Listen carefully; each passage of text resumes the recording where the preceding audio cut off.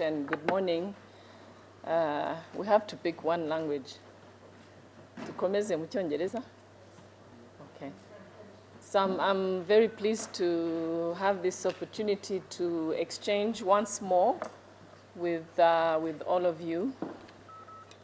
What I can tell you is that we have been very busy in the Ministry of Foreign Affairs and also the country itself. There's been a lot going on that I know you have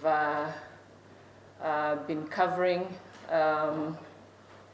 We are also expecting a number of high-level officials here in Kigali in the middle of July. As you know, Rwanda will be hosting the summit of the African Union. The 27th summit of the African Union will take place here in Kigali with very important and strategic discussions to take place amongst heads of state of the continent. Quite a lot of good news in the summit, including advances in terms of integration. This summit in mid-July in Kigali will see the first African passport delivered to heads of state, symbolically to start trickling down to other African citizens who are looking at ways to speed up and facilitate as much as possible the free movement of people across the continent. Rwanda, as you know, is a country that strongly believes in integration. We have taken our own measures to allow Africans to come to Rwanda and Rwandans to go across the continent. We need to trade amongst ourselves, and it's difficult to advance trade, inter-Africa trade, without facilitating the movement of people, of goods, of services, and so forth. This summit's theme will be the rights of women. So we'll be talking about particularly the first day of the summit, which is the 17th of July. In the afternoon, there will be a good discussion on delivering on the rights of women. And again, Rwanda being what I think is a country that's extremely receptive of the advancement of women. It's also a very fitting theme for here.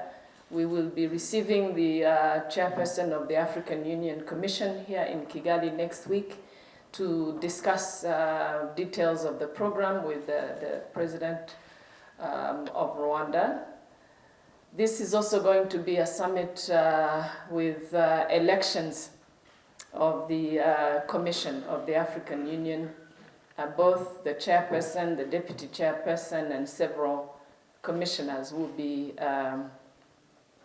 leaving the commission. Their term will be up. So in addition to all this, we will be discussing here in Kigali during the summit how Africa can finance itself on a number of initiatives and programs of the African Union.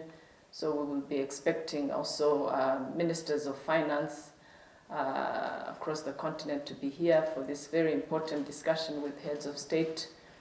We will be talking about resource mobilization for peacekeeping.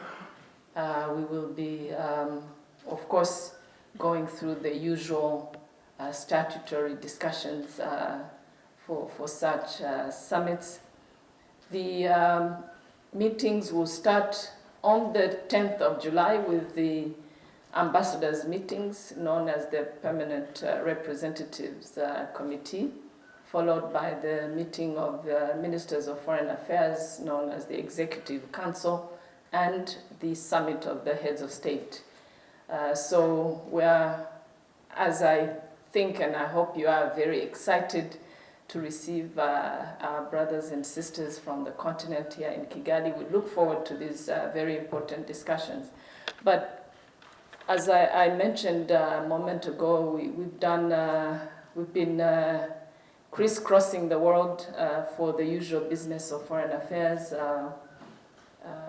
Some of the most recent trips include travel and attendance of an important meeting on how to get more women in politics, which I attended in Amman, Jordan.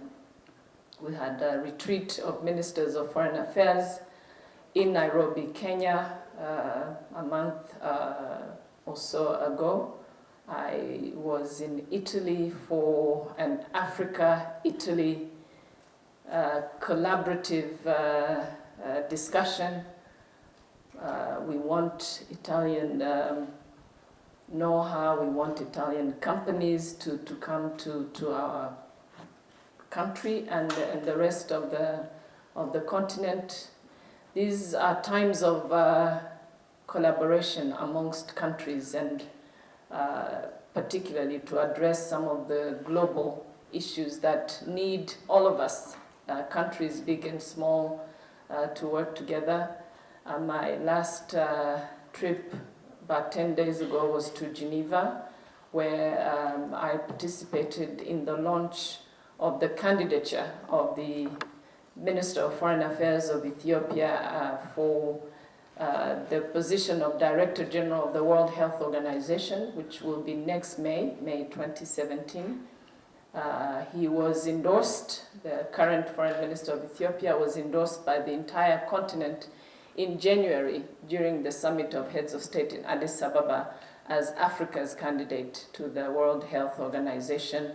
We had a very good launch in Geneva, which coincided with the Africa Day, which is May 25, and had the opportunity to showcase our candidate. He's probably one of the best qualified individuals to run the World Health Organization.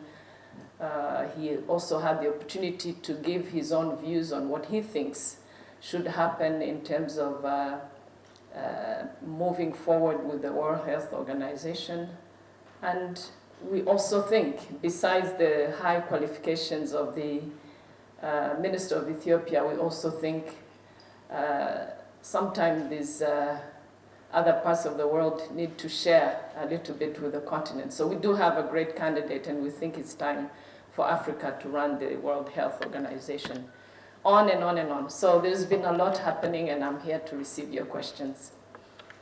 Thank you, Minister. We have 2 microphones on that side and this side.